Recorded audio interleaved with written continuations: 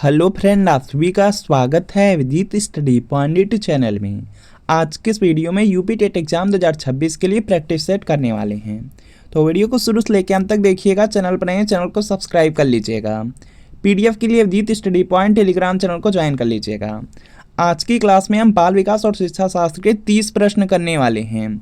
और अगर सीडीपी के इन 30 प्रश्नों में से आपके 20 प्लस प्रश्न बिल्कुल सही हो जाते हैं तो आप यूपी टेट एग्जाम को काफ़ी अच्छे स्कोर से पास कर सकते हैं। तो आज की क्लास से कितने प्रश्न आपके बिल्कुल सही हुए हैं या कमेंट आप जरूर कीजिएगा। आज की क्लास का आपका सबसे पहला प्रश्न है, शिक्षा के संदर्भ में समाजीकरण से तात्पर्य है। तो इसका देखिए आपको सही जवाब करना है। सभी लोग प्रयास करेंगे और राइट आंसर करेंगे। समाजीकरण का तात्पर्य क्या है? तो पहला ऑप्शन दिया गया सामाजिक वातावरण में अनुकूलन और समायोजन। दूसरा दिया गया सामाजिक मानदंडों का सदैव अनुपालन करना।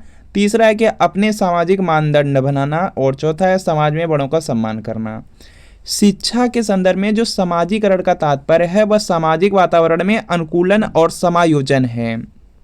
अनुकूलन और समायोजन हो जाएगा तो यहाँ पर आपका ऑप्शन नंबर फर्स्ट वाला बिल्कुल राइट है। अगला प्रश्न देखते हैं यहाँ पे, निम्न में से एक प्राथमिक स्तर के शिक्षक के लिए सबसे महत्वपूर्ण गुण कौन सा है? तो इसका देखिए आपको सही जवाब बताना है।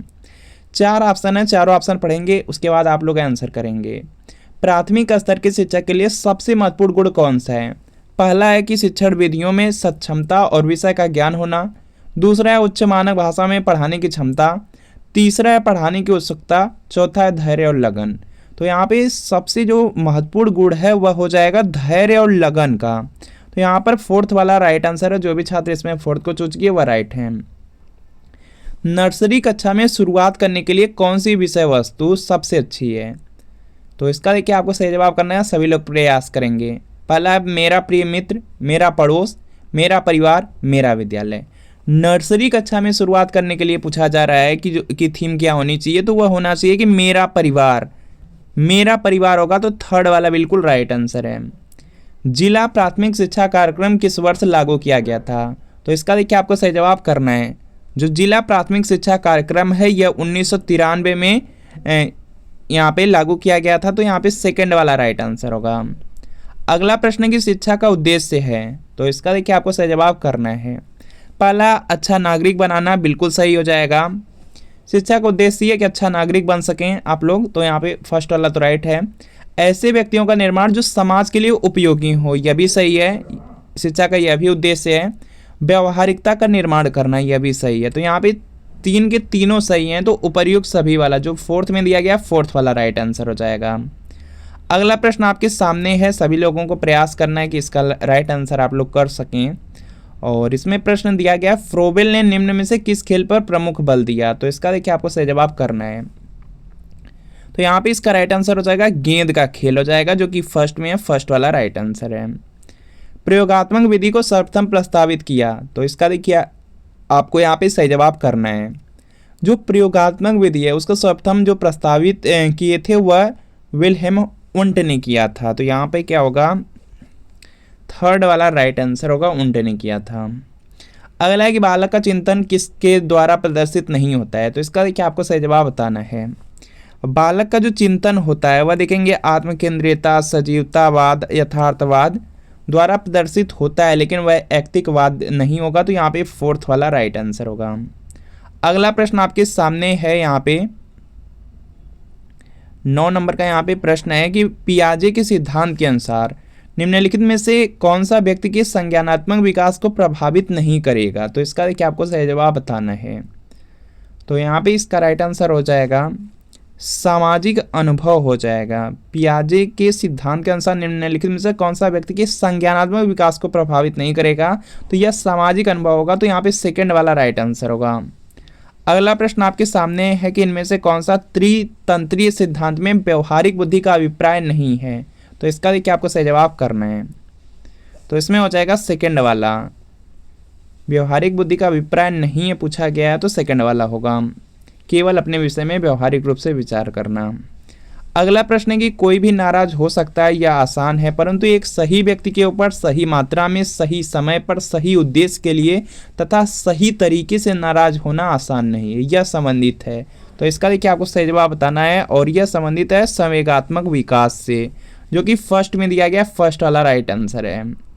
अगला है कि विकृत लिखावट से संबंधित लिखने की योग्यता में कमी किसका एक लक्षण है। तो इसका देखिए आपको सही जवाब करना है और यहाँ पे इसका राइट आंसर हो जाएगा डिस्ग्राफिया। विकृत लिखावट दिया गया मतलब कि लिखने में प्रॉब्लम आ रही है, तो यहाँ पे क्या है, लेखन संबंधी कठिनाई है, तो यहाँ पे डिस्ग्राफिया होगा, फर्स्ट वाला राइट आंसर है। अगला देखेंगे प्रश्न आपके सामने है कि व्यक्तित्व के संगठन का स्वरूप है, तो यहाँ पे इसका राइट आंसर हो जाएगा मनोवैज्ञानिक शारीरिक हो जाएगा, तो यहाँ पे सेकंड वाला राइट आंसर है।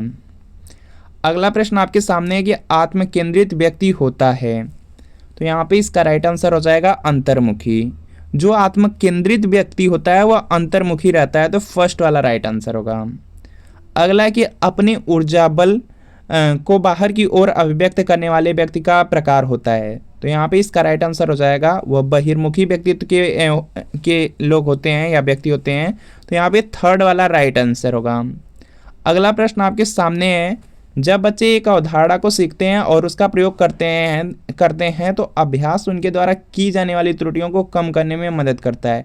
यह विचार किसके द्वारा दिया गया, तो यहाँ पे इसका राइट आंसर होगा, यह थॉर्नडाइक ने कहा था। थॉर्नडाइक ने यहाँ पे कहा था, प्रयास और त्रुटि वाला सिद्धांत था, तो ये यहाँ पे फर्स्ट राइट आंसर है। निम्न में से कौन सा संवेगात्मक बुद्धि से संबंधित है, तो इसका देखिए आपको सही जवाब करना है, तो यहाँ पे इसका राइट आंसर होगा सहानुभूति देना, जो कि फोर्थ में है, फोर्थ वाला राइट आंसर होगा।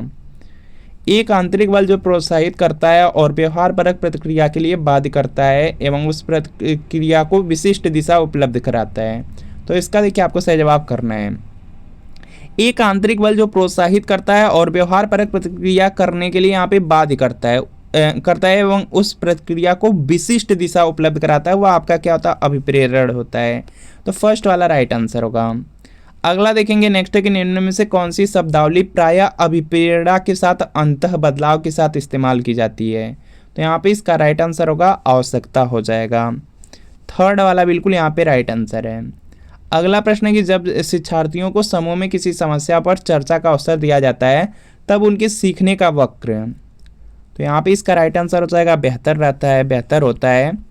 जब शिक्षार्थियों को समूह में किसी समस्या पर चर्चा का अवसर मिलता है या दिया जाता है तब उनके सीखने का जो वक्र रहता है वह बेहतर होता है, तो फर्स्ट वाला राइट आंसर है। 21 नंबर का प्रश्न आपके सामने स्क्रीन पर है कि विकास की गति एक व्यक्ति से दूसरे में भिन्न होती है किंतु यह एक यहाँ पे नमूने का अनुगमन करती है, तो यहाँ पे इसका राइट आंसर होगा क्रमबद्ध और व्यवस्थित, जो कि फोर्थ वाला राइट आंसर है। अगला प्रश्न आपके सामने के विकास के लिए निम्नलिखित में से कौन सा एक उचित है, तो इसका देखिए आपको सही जवाब करना है और यहाँ पे इसका राइट आंसर हो जाएगा सामाजिक सांस्कृतिक संदर्भ विकास में एक महत्वपूर्ण भूमिका का निर्वाह करता है, जो कि सेकंड वाला है, सेकंड वाला राइट आंसर है। विकास के लिए पूछा गया था। यहाँ पर देखेंगे नेक्स्ट आपका है व्यक्तियों में एक दूसरे से भिन्नता क्यों होती है, तो इसका देखिए आपको सही जवाब करना है और यहाँ पे इसका राइट आंसर हो जाएगा, देखिए जो वंशानुक्रम है और जो वातावरण है इन्हीं के बीच अन्योन क्रिया या अंतःक्रिया की वजह से यहाँ पे जो व्यक्ति होते हैं वह एक दूसरे से भिन्न होते हैं, तो यहाँ पे क्या होगा, थर्ड वाला बिल्कुल राइट आंसर होगा। अगला प्रश्न है कि अभिप्रेरणा वर्णित होती है, तो इसका देखिए आपको सही जवाब करना है और यहाँ पे इसका राइट आंसर हो जाएगा भावात्मक जागृति द्वारा, यहाँ पे सेकंड वाला राइट आंसर है। अगला प्रश्न आपके सामने स्क्रीन पर है कि चिंतन मानसिक क्रिया का यहाँ पे किस प्रकार का पहलू है, यह प्रश्न है, तो यहाँ पे इसका राइट आंसर हो जाएगा जो चिंतन होता है वह मानसिक क्रिया का ज्ञानात्मक पहलू है, तो फर्स्ट वाला राइट आंसर होगा। व्यवहारवादी यहाँ पे खालिस्तान ने कहा कि मुझे नवजात शिशु दे दो, मैं उसे डॉक्टर, वकील, चोर या जो चाहूँ वो बना सकता हूँ, तो यहाँ पे इसका राइट आंसर हो जाएगा वाटसन ने कहा था कि कोई भी मुझको शिशु दे दो, उसे मैं चाहूँ तो डॉक्टर बना दूंगा, मैं चाहूँ तो वकील बना दूँ, मैं तो चाहूँ तो चोर बना दूँ, या तो जो चाहूँ वो बना दूँ, तो वाटसन ने कहा था, थर्ड वाला राइट आंसर है। अगला कि ध्यान आकर्षित होने में यहाँ पे खालिस्तान की प्रमुख भूमिका होती है, तो यहाँ पे इसका राइट आंसर हो जाएगा उसमें उद्दीपन की तीव्रता से पर डिपेंड होता है, तो यहाँ पे फर्स्ट वाला राइट आंसर होगा। अगला प्रश्न आपके सामने है कि व्यवहारिक क्षमताओं में वह सापेक्ष यहाँ पे परिवर्तन जो कि प्रबलित अभ्यास का परिणाम होता है उसे क्या कहते हैं, तो यहाँ पे इसका राइट आंसर हो जाएगा उसको अधिगम कहा जाता है, जो कि फर्स्ट में है, फर्स्ट वाला राइट आंसर है। अगला कि संज्ञान किस बुद्धि के सिद्धांत का हिस्सा है, तो यहाँ पे इसका राइट आंसर हो जाएगा फ्लूइड तथा क्रिस्टलाइज्ड सिद्धांत, जो कि यहाँ पे फोर्थ में दिया गया, फोर्थ वाला राइट आंसर है। अगला कि 8 वर्ष के सुधीर की मानसिक आयु 10 वर्ष है, तो उसकी बुद्धि लब्धि कितनी है? तो इसका देखिए आपको सही जवाब करना है, सभी लोग प्रयास करेंगे। यहाँ पे बुद्धि लब्धि का फार्मूला लगभग सभी लोगों को पता है। यहाँ पे होता है मानसिक आयु बटे यहाँ पे वास्तविक आयु होता है, वास्तविक आयु और गुणे में रहता है 100। तो यहाँ पे जो मानसिक आयु दिया गया उसको लिख लीजिए। मानसिक आयु आपका दिया गया, नीचे यहाँ पर देखेंगे लिखा गया मानसिक आयु 10 वर्ष, तो 10 वर्ष। उसकी वार्षिक आयु यहाँ पे वास्तविक आयु कितनी है? 8 वर्ष है। 8 लिख लीजिए और 100 का यहाँ पे गुणा कर दीजिए।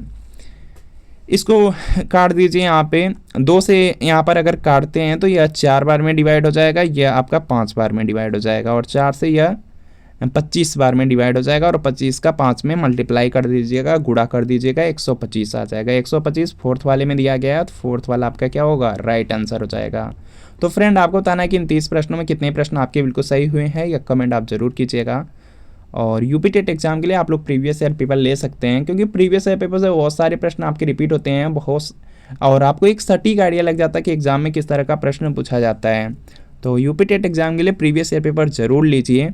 और यूपी टेट एग्जाम के लिए यह प्रीवियस ईयर पेपर है, इसमें आपका social science class 6 to 8 paper second के लिए ए है, और बिल्कुल इसी तरीके से मैथ साइंस का मिल जाएगा। अगर प्राइमरी चाहते हैं तो प्राइमरी का मिल जाएगा। इसमें नवंबर 2011 से जनवरी 2022 तक पूरे 12 साल के पेपर हैं। आज तक जितनी बार यूपी टेट एग्जाम हुआ सबका सब पेपर इसी में दिया गया है। आंसर की के साथ एक्सप्लेनेशन, सॉल्यूशन, व्याख्या सब कुछ है। सभी सब्जेक्ट भी हैं, जैसे सिडपी है, social science, Hindi, Sanskrit, English है, मैथ साइंस, ईवीएस है। तो वीडियो के नीचे डिस्क्रिप्शन में जाइए, लिंक मिल रही है, लिंक को क्लिक करिए, नाम मोबाइल नंबर फिल करके सिर्फ 30 रुपये का पेमेंट करना है। जैसे 30 रुपये का पेमेंट करेंगे तुरंत प्रीवियस ईयर पेपर का PDF डाउनलोड हो जाएगा। और अगर लिंक से परचेज करने में कोई प्रॉब्लम आ रही है या डायरेक्ट आपको व्हाट्सअप से परचेज करना है, तो इस व्हाट्सएप नंबर पर लिखना है UP TET previous year paper social science या मैथ साइंस या प्राइमरी लिख के मैसेज करना है। जैसे मैसेज करेंगे रिप्लाई किया जाएगा, और आपको सिर्फ 30 रुपये की पेमेंट करनी है। जैसे 30 रुपये की पेमेंट करेंगे तुरंत प्रीवियस ईयर पेपर का जो PDF होगा सेंड कर दिया जाएगा। तो इस व्हाट्सएप नंबर पर मैसेज करके प्रीवियस ईयर पेपर जरूर पढ़ लीजिए, लेकर के जरूर पढ़ लीजिए। तो मिलते फ्रेंड आपसे नेक्स्ट वीडियो में।